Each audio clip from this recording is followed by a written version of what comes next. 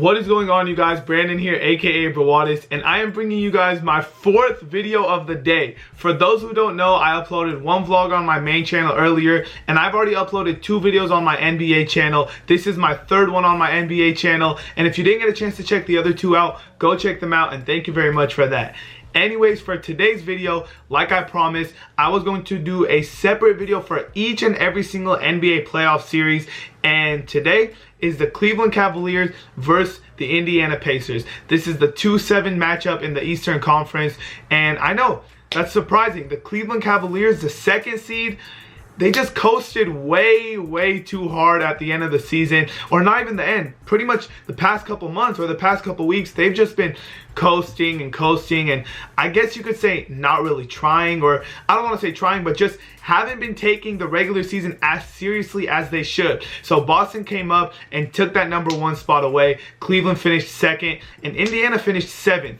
Now, as weird as it is seeing Cleveland #2, it's also weird seeing Indiana 7, because once they acquired Jeff Teague in the offseason, they also got Thaddeus Young. They also have Miles Turner, who's very underrated, and he had another year under his belt to improve. You would expect Indiana would maybe finish 4th, 5th. I even saw some experts before the season have them as high as 3rd place in the Eastern Conference. So this is a playoff matchup of a couple of weird seedings, 2 versus 7. Let me get into Indiana first.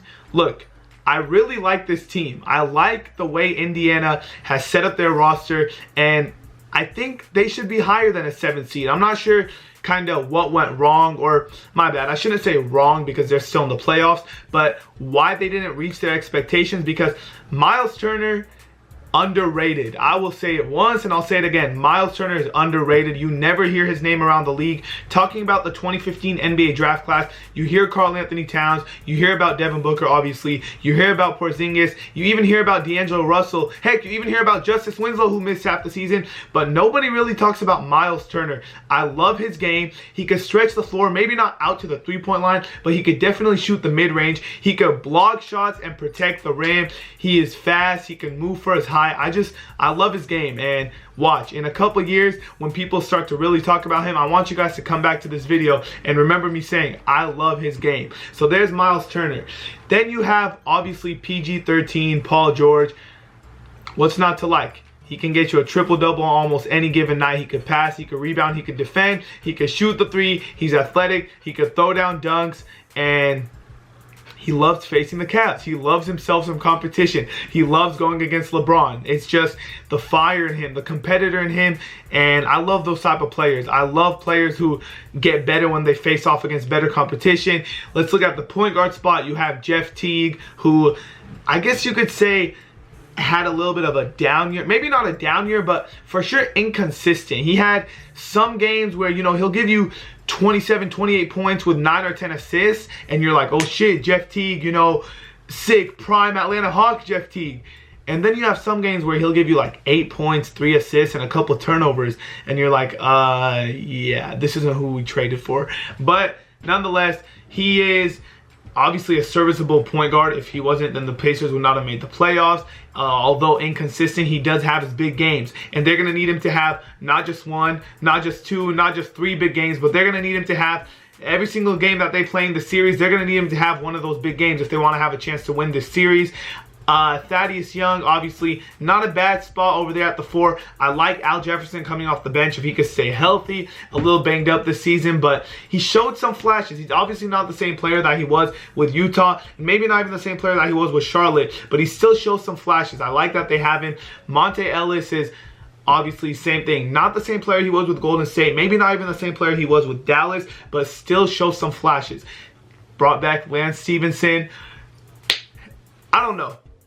Lance he's different, okay? He is a different kind of player. I think he is there for not really his play. I don't think he's there for his talent. I think he's more there to kind of get the guys fired up, to obviously play defense, but more so to just get in people's heads, to just, you know, get that team fired up and ready for the playoffs, because that's what Lance does. That's what Born Ready is born to do. So I do like that they brought him back, as long as he's not too much of a distraction. You saw what happened with him in Toronto when he went up for that layup, and you guys saw what happened. So he does come with a little bit of risk, but I think this Pacers team, this Pacers fan base, and the city of Indiana is used to that. So I think they're happy to have him back.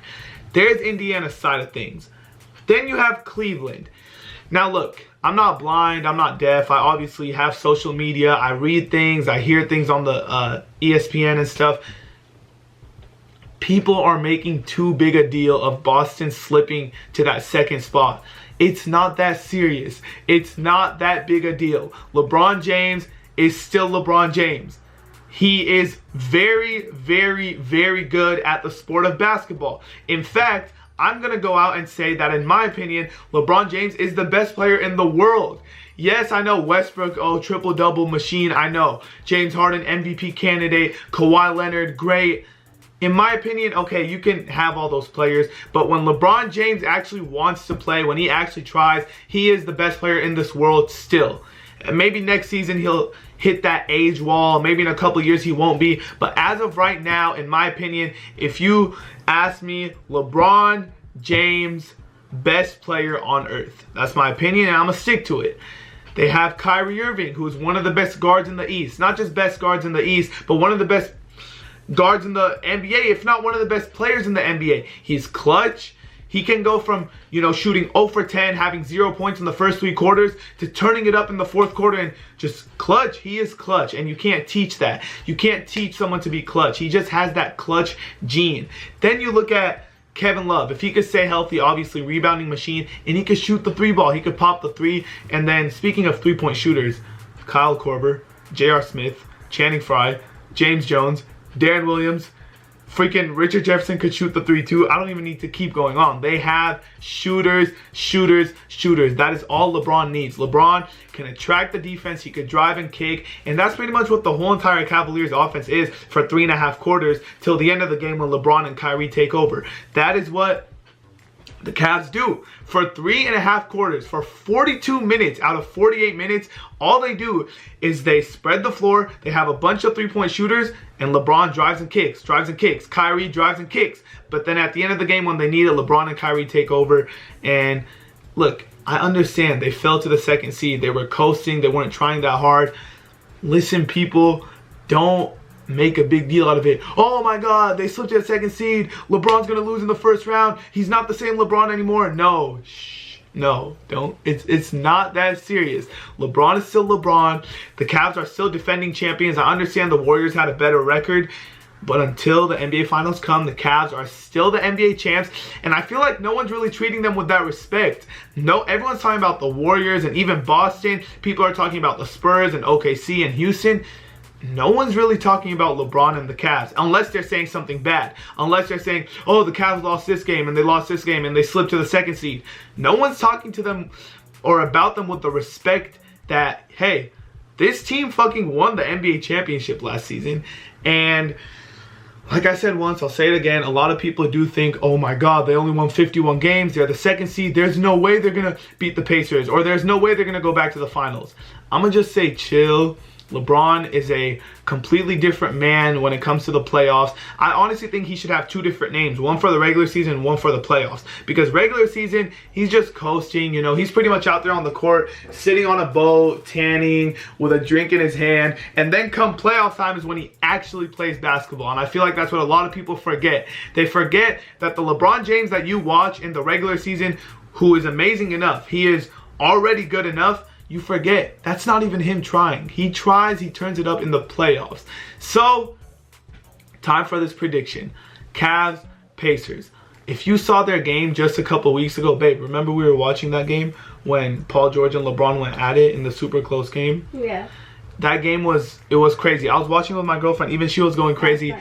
Yes, they were going at it. They both hit 40 plus. And like I said, these two love the competition. They love going at it with each other. So I think, honestly, I'm kind of happy the Cavs fell to the 2nd seed. Because if we saw the 1st seed with the Bulls and Cavs, yeah, it would be nice to see Dwayne Wade versus LeBron. That would be cool. But I think the Pacers are going to put up a much better fight. I think Pacers and Cavs, obviously, if you go back to the Heat and Pacers rivalry, Those series were so good. The Paul George versus LeBron of the Miami Heat days were so good. And although I don't think this is going to be a mirror image of those series, because the Pacers lost a lot, obviously, from David West and Roy Hibbert. Believe it or not, Roy Hibbert actually used to be good at basketball, but they lost a lot. They're a completely different team. However, I still like the matchup. I love watching Cavs and Pacers games, and I feel like the games, a lot of them are going to be close. Now, that does not take away from my prediction. My prediction is Cleveland Cavaliers are easily going to blow by Indiana. I think they're going to take them out in 5 games. Now, this is not a knock on the Indiana Pacers at all. For all you Pacer fans out there who are mad at me for saying your team is going to lose in 5, don't be mad. Like I said, LeBron is just a completely different monster, a completely different animal come playoff time, and I don't think he's going to let this series go more than 5 games. I think Indiana pulls 1 game out this series, whether that's in Cleveland or in Indiana, I'm not sure, but I think the Cavs win it 4-1. Look, don't get me wrong, are the Cavs' losses these past couple weeks a little worrisome? Yes, I'm not going to lie. They've had some losses where you look at it and you're like, how the hell did the Cavs lose this game? And in a lot of those games, LeBron was actually playing. He wasn't resting.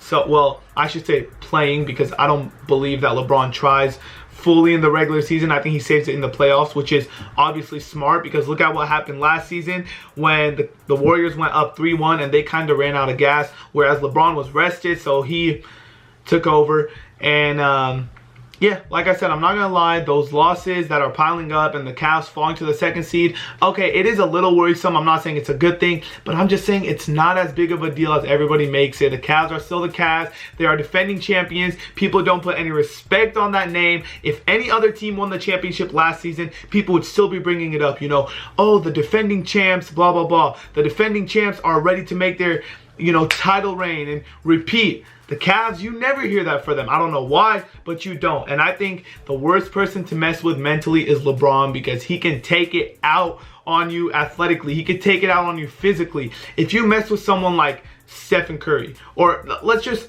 do this for God's sake. If you mess with someone like Devin Booker and you get in his head, he's going to try to shoot you to shut you up. He's gonna not shoot you, obviously, okay? He's gonna try to shoot the ball to shut you up. And shooters, if they get going, yes, they get hot. Steph Curry, Devin Booker, they know about that.